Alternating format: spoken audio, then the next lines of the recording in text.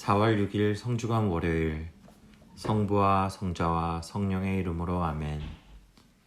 저희 주님, 저희 하느님, 당신께서 이곳에 계시며 저를 보시고 제 말씀을 들으심을 굳게 믿습니다. 허리 굽혀 당신을 흠숭합니다. 저희 죄를 용서하시고 이 기도 시간에 결실을 맺도록 은총을 베푸소서. 티 없으신 저의 성모님, 아버지이시며 주인이신 성요셉, 저의 수호천사여, 저를 위하여 빌어주소서. 요한복음 12장 1절에서 11절까지의 말씀입니다. 예수님께서는 파스카 축제 엿새 전에 베타니아로 가셨다.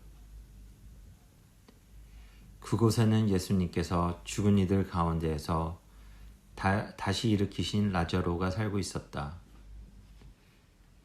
거기에서 예수님을 위한 잔치가 베풀어졌는데 마르타는 시중을 들고 라자로는 예수님과 더불어 식탁에 앉은 이들 가운데 끼어 있었다.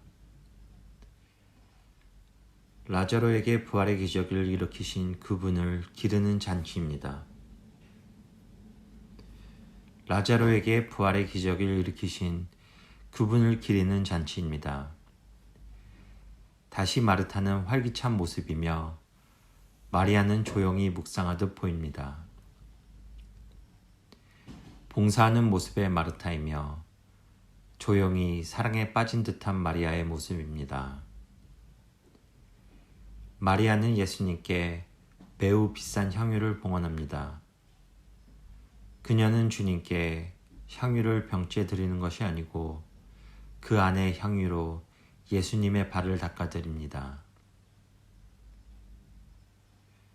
그런데 마리아가 비싼 순 나르드 향유 한 라트라를 가져와서 예수님의 발에 붓고 자기 머리카락으로 그 발을 닦아드렸다. 그러자 온 집안에서 향유 냄새가 가득하였다. 예수님께서는 마리아의 행동이 마음에 드십니다. 주님의 사랑에 대한 감사의 마음이 들어있기 때문입니다. 당시 한 리트라는 약 300g 정도의 양으로 매우 큰 선물이었습니다. 농부의 1년치 보수와 동일했습니다. 제자들 가운데 하나로서 나중에 예수님을 팔아넘길 유다 이스카리옷이 말하였다. 어찌하여 저 향유를 300데나리온에 팔아 가난한 이들에게 나눠주지 않는가? 그가 이렇게 말한 것은 가난한 이들에게 관심이 있어서가 아니라 도둑이었기 때문이다. 그는 돈주머니를 맡고 있으면서 거기에 든 돈을 가로채곤 하였다.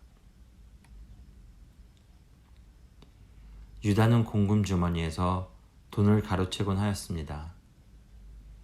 나중에 그는 예수님을 배신할 것입니다. 큰 죄는 작은 죄로부터 나도 모르게 시작이 됩니다. 예수님께서 유다가 돈주머니에서 돈을 가로채곤 하였다는 것을 아셨습니까? 물론입니다. 예수님께서는 그에게 뉘우치고 자수할 수 있는 기회를 제공하셨습니다. 그러나 유다는 진실하지 않아서 사도의 길을 잃었습니다.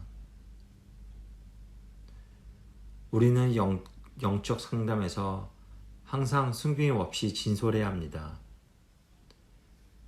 우리가 매사에 진실해질 수 있다면 끝날 때까지 사도로서 인내를 할 수 있을 것입니다. 예수님께서 이르셨다. 이 여자를 그냥 놔두어라. 그리하여 내 장례날을 위하여 이 기름을 간직하게 하여라. 사실 가난한 이들은 늘 너희 곁에 있지만 나는 늘 너희 곁에 있지 않을 것이다. 예수님께서 그곳에 계시다는 것을 알고 많은 유다인들의 무리가 몰려왔다. 예수님 때문만이 아니라 그분께서 죽은 이들 가운데서 다시 일으키신 라자로도 보려는 것이었다. 주님께서는 값진 선물들은 당신의 장례식에 적합했다고 말씀하십니다.